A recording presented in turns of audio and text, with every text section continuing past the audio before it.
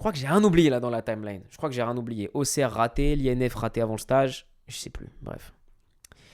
Et je joue. Et en fait, cette année-là, je joue dans un 4-3-3 resserré. Alors là, attention. Il faut que je. Je sais pas si on voit. Attendez, je bouge le chat vite fait. Un 4-3-3 resserré comme ça. En gros, c'est un 4-3-3 défensif. En gros, t'as ta défense à 4. Donc tes deux axiaux et tes latéraux. T'as tes 3 attaquants. Et t'as un milieu défensif. Et t'as 2 milieux centres offensifs. Donc eux, en gros, ils font un peu le jeu. Et moi, mon entraîneur, il me place là. Ok. Et ici, il place un autre joueur. Et ce joueur-là, il s'appelle Ibrahima. Ok. Il est tout l'inverse de moi.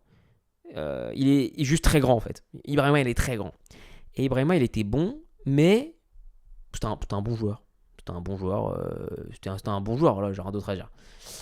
Sauf que Ibrahima Sissoko, c'était un gars, en gros, fallait pas lui casser la tête. Et je me souviens d'un match, je sais pas pourquoi je me souviens de ça. En gros, on joue à Vers-sur-Marne.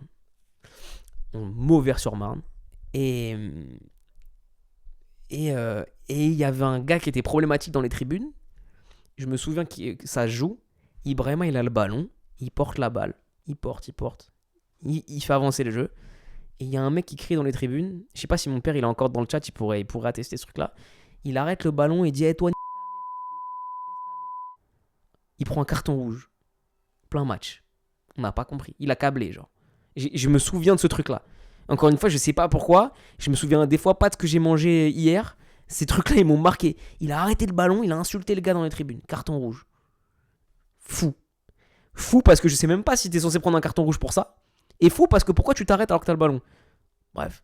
Et du coup, il prend des suspensions un peu et tout ça. Il revient jouer avec nous et tout, et voilà. Et en fait, Ibrahima,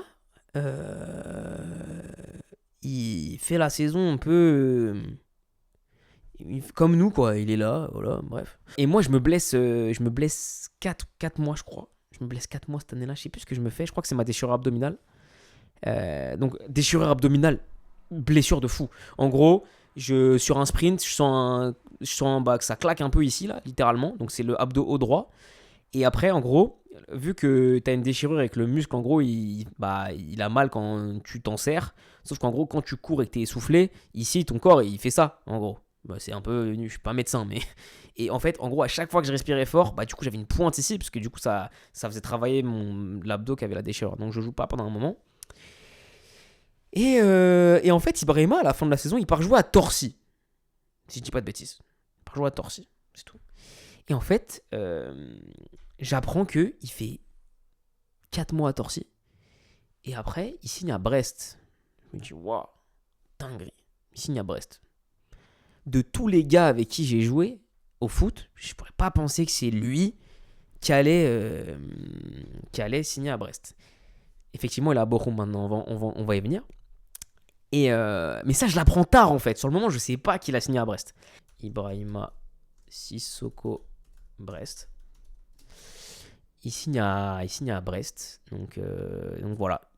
Et au bout de quelques mois qu'il est à Brest, moi j'apprends ça parce qu'en gros, il était dans le staff après. Enfin, il a aidé pour une journée dans une école de foot et il était encore là. Il partait à Brest. Et au bout de quelques mois à Brest, ça joue Ligue 2. Je dis, ouais, Ibrahima en Ligue 2. Moi je suis choqué. Je sais qu'à Meaux à l'époque, tout le monde était en mode quoi, c'est la fierté un peu. Donc numéro 6, vous avez vu, c'est pas mon gab. Hein. Et en fait, Ibrahima, une fois qu'il est parti de Meaux, il a grave progressé. Athlétiquement, il s'est développé. Il est devenu ce numéro 6. Pas très rapide, mais qui a un volume de jeu de ouf. Et il devient vraiment bon. Il joue en Ligue 2 à Brest. Et derrière, il signe. C'est une dinguerie. Il signe à Strasbourg. Et il signe à Strasbourg l'année de la montée en Ligue 1. C'est-à-dire qu'en gros, quand il signe, il va jouer en Ligue 1. Et moi, on est en folie. On se dit, wow, c'est une dinguerie. J'étais pas particulièrement pote avec lui. Parce que c'est vrai qu'au foot, je me suis pas trop fait de potes. Quelques-uns, mais plus dans mon ancien club. À Meaux, l'ambiance s'est dégradée, le club s'est dégradé et c'était pas top. Et je me souviens de le voir au Canal Football Club. Il marque contre Monaco. Il met un but à Monaco. Attendez, 2 secondes. C'est...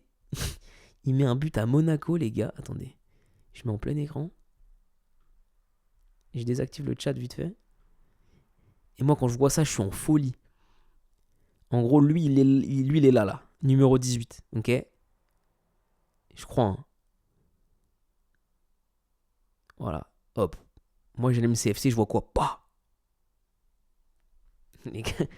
Les gars, je vois ce mec qui a insulté un arbitre qui a pris un rouge à Vers-sur-Marne 3 ans plus tôt. Il envoie ça au stade Louis II à Monaco. C'est fou. Vraie fierté en vrai de se dire un gars du club il a percé quoi, c'était cool de ouf. Et derrière il a joué des années à Monaco. Là maintenant il a Bochum qui est un club petit club allemand qui vient de monter.